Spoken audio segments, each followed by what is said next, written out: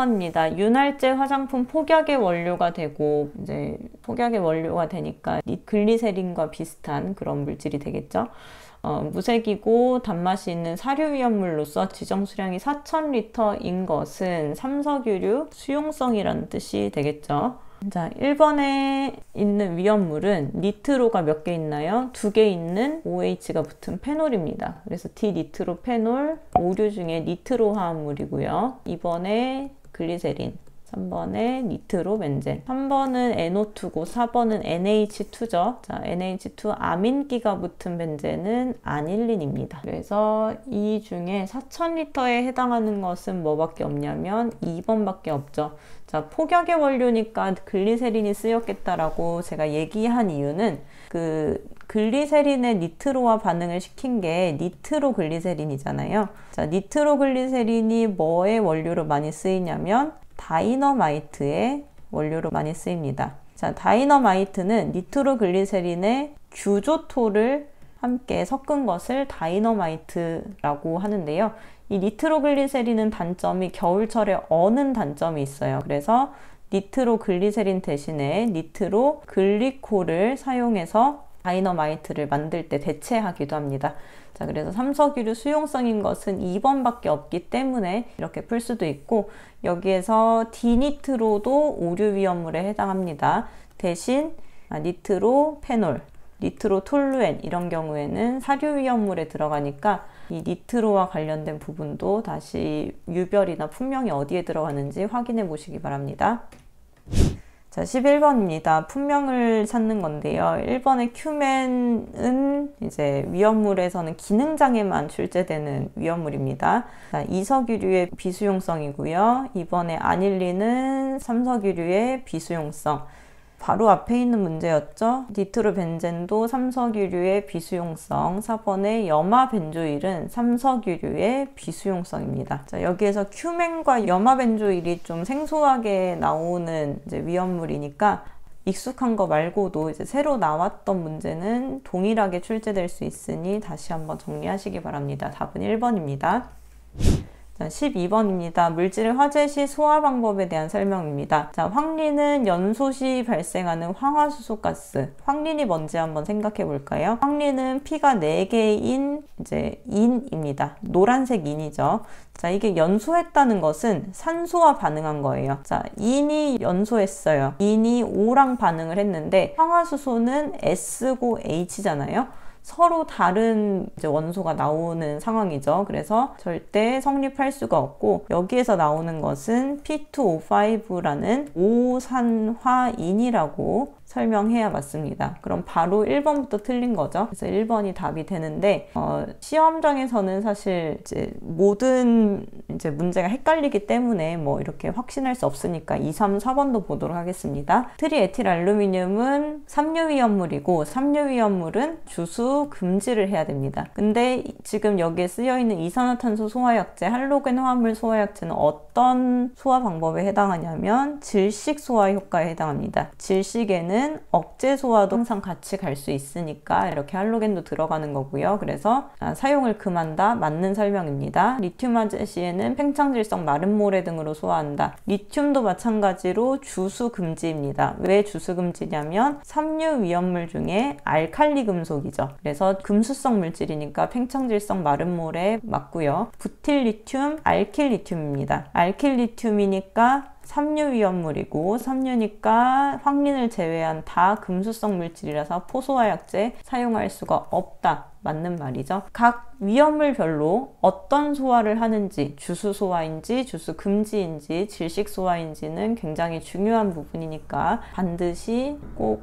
이해를 하셔야 합니다. 무조건 암기하시기보다는 이 물질이 얘랑 반응하면 뭐가 생기기 때문에 안 되는지, 어떤 위험성 때문에 안 되는지 그렇게 계속 나름의 그 논리를 만들어 가면서 정리를 하셔야 됩니다.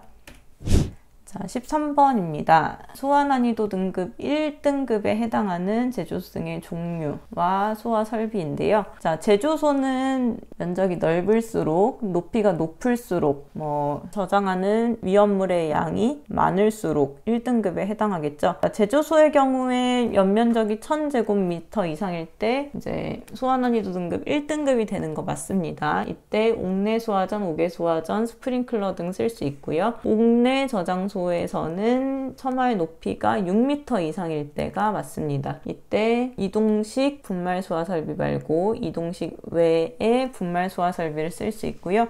옥외 탱크 저장소에서 지중 탱크인 경우에는 100배 이상인 것, 옥외 저장소에서 1석유를 저장하는 것에는 지정수량 100배 이상인 것이 소화 난이도 등급 1등급에 해당하는 게 맞고, 여기에 쓰이는 소화 설비도 맞는 설명이 되겠습니다. 2번에 해당하는 이동식 분말 소화 설비가 아니라 이동식 외 분말 소화 설비로 고쳐주시고요. 소화 난이도 등급이 기능장에서는 굉장히 좀 중점적으로 출제가 많이 됩니다. 저도 이 소화 난이도 등급 1등급, 2등급, 3등급 별로 이제 소화 설비를 구체적으로 다 아직까지는 좀 파악을 하지를 못했는데요. 여기에서 우리가 소화 난이도 등급만 외우다가 시험을 보러 갈 수는 없으니까 소화 난이도 등급 1등급에 해당하는 이 기준의 숫자가 어떻게 되는지를 중심으로 정리를 하시면 좋겠습니다. 지금 시점에서는 제조소의 경우에는 1000제곱미터,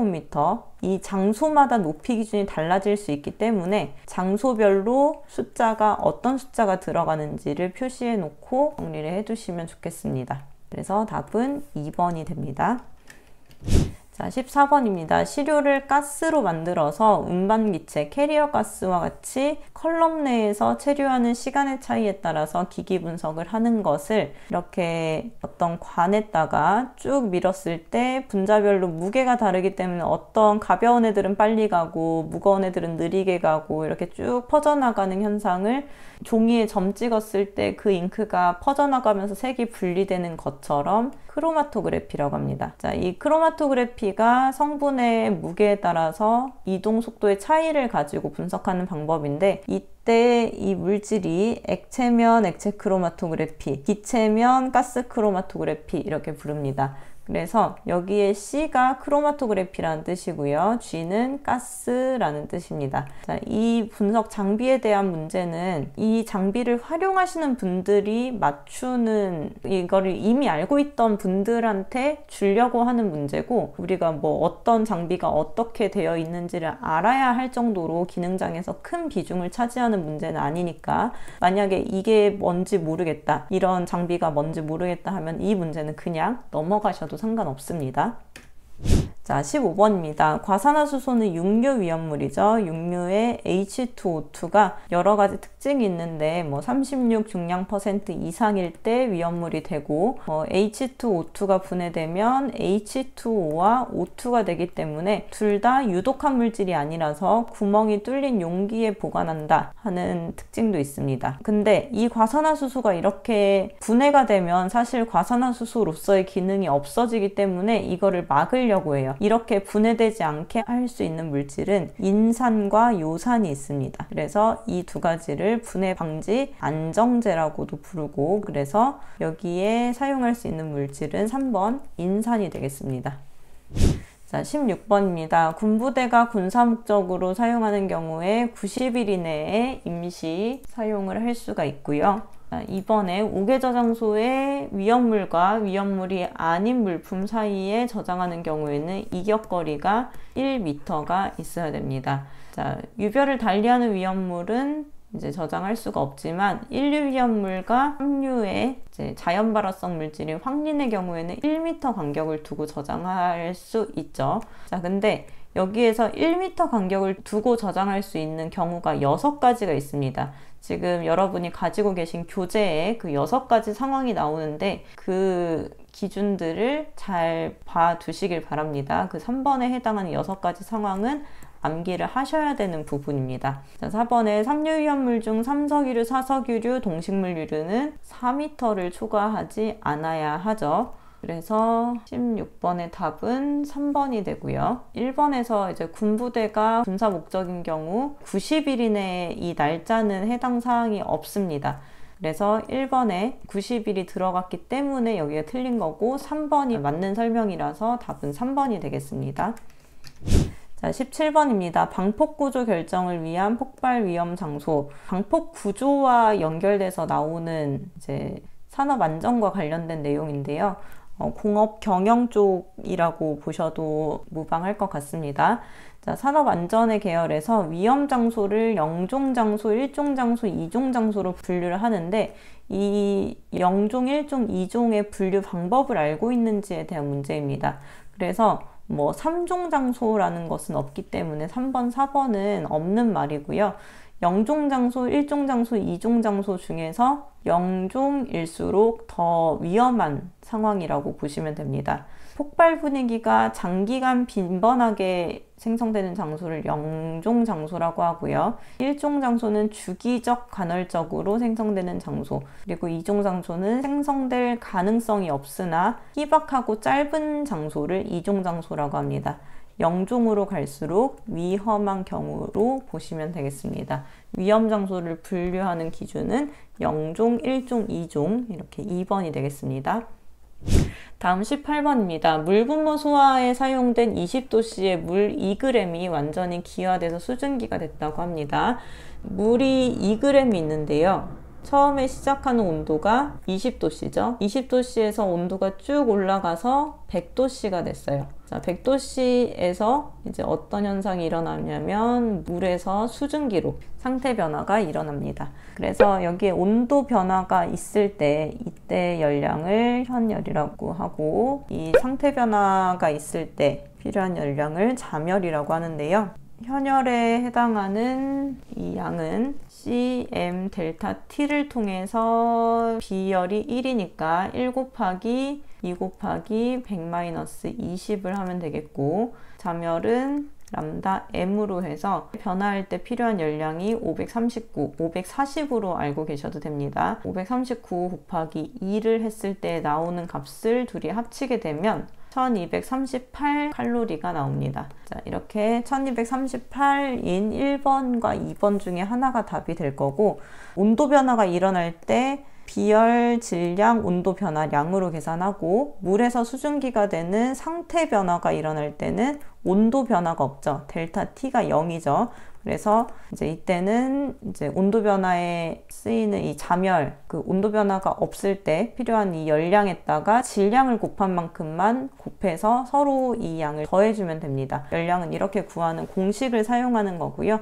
수증기 발생량은 이제 PV는 M분의 WRT를 써가지고 여기에서 V는 PM분의 WRT를 해서 계산을 하게 됩니다. 자, PM, WRT를 각각 계산을 할 수 있는데 여기에서 계산을 다 하게 되면 이제 책에 있는 대로 숫자를 대입했을 때 3.398리터가 나오게 됩니다. 근데 문제에서 나오는 단위는 밀리리터죠. 자, 리터와 밀리리터는 어떤 관계가 있을까요? 1리터는 몇 밀리리터냐면 1000밀리리터입니다. 우유 생각하시면 됩니다. 자, 그래서 1리터가 1000밀리리터이기 때문에 1분의 1000을 곱해서 이것을 숫자를 환산을 해주면 3398이라서 대략 3400ml라고 볼 수 있겠죠. 그래서 답은 2번이 되겠습니다.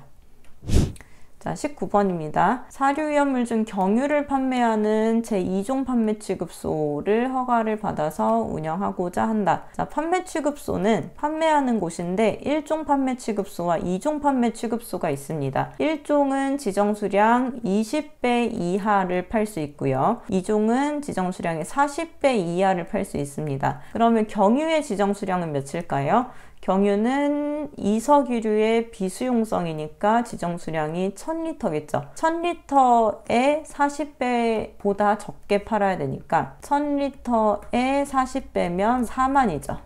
그래서 최대 4만 리터까지만 4만 리터 이하로 취급할 수 있으니 답은 2번이 되겠습니다. 자, 여기에서 중요한 개념은 판매 취급소의 1종 판매 취급소와 2종 판매 취급소를 나누는 기준이 지정수량 20배 이하, 지정수량 40배 이하라는 거고 이것을 활용할 수 있는 능력이 있어야 이 문제를 풀 수 있는데, 이런 식으로 그 개념에 따른 활용하는 그런 문제들을 많이 다루어 보시는 게 기능장을 준비하시는 포인트입니다. 그래서 개념을 잘 알고 계셔야 실기까지도 무난하게 가실 수 있으니까 왜 이렇게 계산을 하는 건지 그 이론을 잘 아셔야 될 것 같습니다.